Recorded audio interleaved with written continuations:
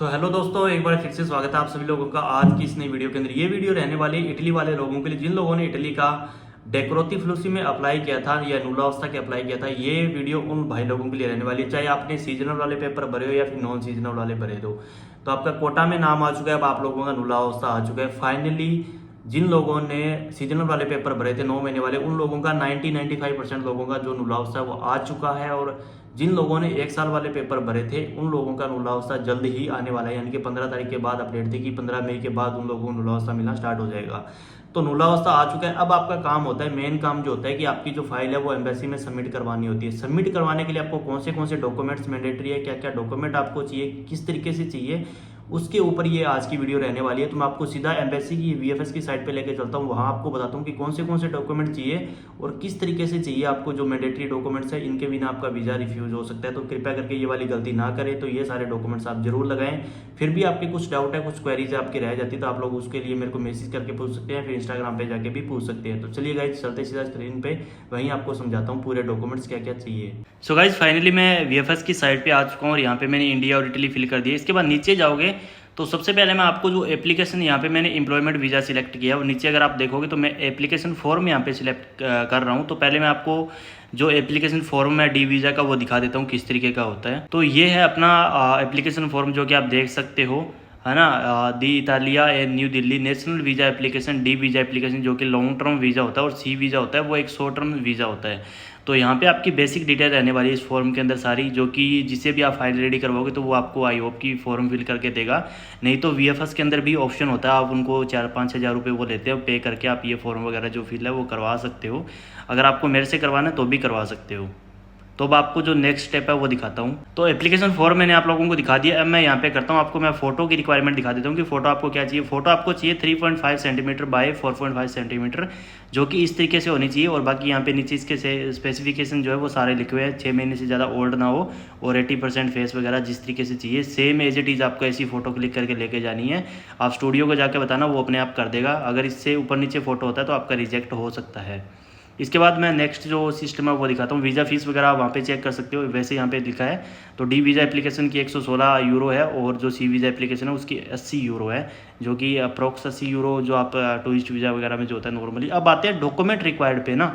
Document required पे जाओगे तो यहाँ पे 3-4 चीज़ें हैं, बट अपने को जो सबसे नीचे वाला ना चेक लिस्ट, इसके ऊपर क्लिक करके और यहाँ पे मैं आपको दिखा देता हूँ कि क्या क्या डॉक्यूमेंट्स है जो मैंडेटरी है। तो ये सारे जो डॉक्यूमेंट्स है वो अपने मैंडेटरी है। यहाँ पे आगे embassy of Italy New Delhi requisite document for dependent employment visa for holders of अनपाल अथोराइजेशन। ठीक है, तो अनपाल जो जिन लोगों के पास है उनके लिए। तो सबसे पहले जो डॉक्यूमेंट होता है वो होता है अपना एप्लीकेशन फॉर्म, जो कि ऑलरेडी मैंने बता दिया, वो आपका फिल होना चाहिए और साइन होना चाहिए बाय द एप्लीकेंट। आपका वहाँ पे सिग्नेचर वगैरह अच्छे तरीके से होना चाहिए, जो कि पासपोर्ट के अकॉर्डिंग आप लोग वहाँ पे कर सकते हो।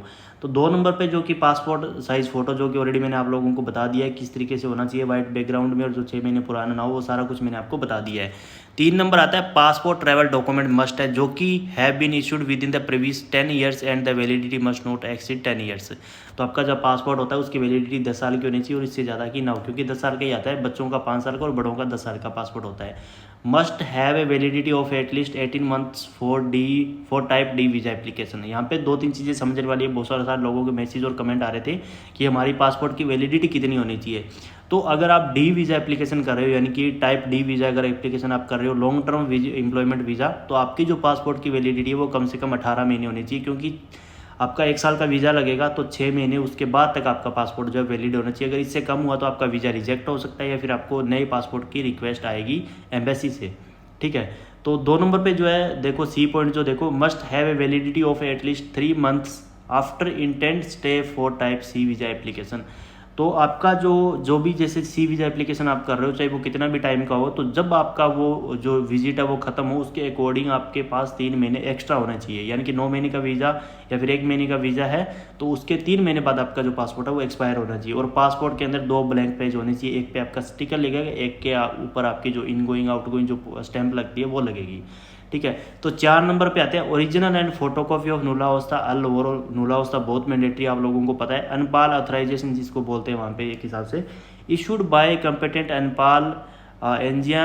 ये भाई इटालियन लैंग्वेज है, मेरे को इतनी नहीं आती तो उसके लिए बता, थोड़ा सा वो माइंड मत करना। पोलितियाचे अतेवे देल लवोरो और ये आप देख ले, नूलावस्था ये भाई मैं आपको सिंपल भाषा में बता देता हूँ। इसके बाद फ्लाइट रिजर्वेशन आपको चाहिए होता है, ये आप डमी भी लगा सकते हो, ओरिजिनल भी लगा सकते हो, आपके ऊपर है, जिस तरीके से लगाना चाहो वैसे ही आप लगा सकते हो। Photocopy of passport including page with all observation in the passport, यानी कि आपको पासपोर्ट की फोटोकॉपी चाहिए होगी फ्रंट और लास्ट की, और जो भी पेज जहाँ पे आपके स्टैंप वगैरह लगी है या कुछ और आपके पासपोर्ट के ऊपर है तो वो भी आप इसके साथ में अटैच करके लगा सकते हो फोटोकॉपी।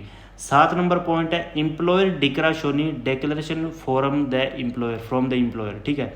तो एम्प्लॉयर की डिक्राशोनी होती है, उसको बोलते हैं डिक्लेरेशन फॉर्म होता है। जो एम्प्लॉयर होता है वो आपके बारे में डिस्क्राइब करेगा भी ये बंदा यहाँ से इस तरीके से मैं इसको बुला रहा हूँ, तो ये आपको चाहिए होता है। Confirmation from the employer will need to be directly send from the employers, यहाँ पे ये बोल रहे हैं कि जो कन्फर्मेशन है ना वो एम्प्लॉयर डायरेक्ट सेंड करेगा, ठीक है, एम्प्लॉयर खुद सेंड करेगा। सर्टिफाइड ईमेल एड्रेस, जो कि इनका एक सर्टिफाइड ईमेल एड्रेस है, वो आप नीचे देखोगे, ये जो दिख रहा है ना आपको नीले वर्ड के अंदर, ये वाला है। To the certified email address of the visa section of the embassy, यहाँ पे ये वो बंदा खुद मेल करेगा चल के। और इसके बाद जो 8 नंबर है वो एम्प्लॉयर आईडी कॉपी, जो कि क्लियरली रीडेबल हो, एम्प्लॉयर जो आपको बुला रहा है उसकी आईडी कॉपी होती है, वहाँ के जो डॉक्यूमेंट होते हैं उसकी सारे कॉपी होती है, और वो कम्युने से अटेस्टेड होनी चाहिए, बोलो दी मार्का उसके ऊपर लगा होना चाहिए, तभी वो वैलिड मानी जाएगी, अदरवाइज आपका वीज़ा रिफ्यूज हो सकता है, फिर जो डॉक्यूमेंट है वो वैलिड नहीं माना जाएगा। If employer is not an Italian national, अगर एम्प्लॉयर जो है वो इटालियन नेशनल नहीं है, जैसे कि बहुत सारे लोग हैं जो कि अदर कंट्री से है, वहाँ पे जाके अपना बिजनेस कर रहे हैं, तो वो उस केस में क्या है कि कॉपी ऑफ रेजिडेंस परमिट, उसके पास जो रेजिडेंस परमिट है, जो PR आप बोल सकते हो, उसकी आपको फ्रंट और ईयर की जो कॉपी होती है वो भी चाहिए होगी। इसके बाद 10 नंबर अपना होता है Senegal health insurance coverage for at least 90 days, जो कि सेनेगल हेल्थ इंश्योरेंस होता है, जब ट्रैवल इंश्योरेंस आप इसको बोल सकते हो सिंपल भाषा में, जो कि पीछे ही चालू किया गया था। तो ये आपको कम से कम 90 डेज़ का चाहिए। If application is for a type D visa application, अगर आप डी वीज़ा एप्लीकेशन कर रहे हो तो आपको 90 डेज़ का होना चाहिए। If application is for a Senegal visa Senegal health insurance coverage for the period of intended stay, ये दूसरी कैटेगरी में आता है, तो आप जितने टाइम के लिए जा रहे हो उतने टाइम का करवा सकते हो। Please note the embassy consulate reserve the right to verify the documentation submitted in the case the maximum period of 90 days। इसमें क्या है कि एम्बेसी जो अपना वो राइट रिजर्व करती है, जो कॉन्सुलेट है ना, कि डॉक्यूमेंट जो वेरीफाई करने में उसके पास 90 डेज़ वो टाइम ले सकती है, या उससे कम भी ले सकती है, सम टाइम 90 डेज से ज़्यादा भी हो जाता है अगर कोई डॉक्यूमेंट्स में प्रॉब्लम होती है तो।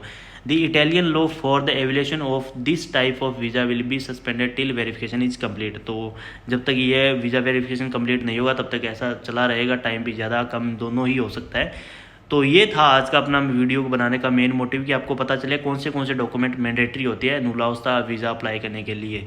तो अब आपको कोई भी दिक्कत है किसी भी वीज़ा के रिलेटेड, किसी भी डॉक्यूमेंट, किसी भी कंट्री के रिलेटेड, तो आप उसके लिए मेरे को इंस्टाग्राम पे मैसेज कर सकते हैं, कमेंट बॉक्स में भी पूछ सकते हैं। तो होप करता हूँ ये इन्फॉर्मेशन और वीडियो आपको अच्छी लगी तो वीडियो को लाइक कर दें, शेयर कर दें, चैनल को सब्सक्राइब कर लें। सो गाइस मिलते हैं नेक्स्ट वीडियो में, till then take care, goodbye, जय हिंद।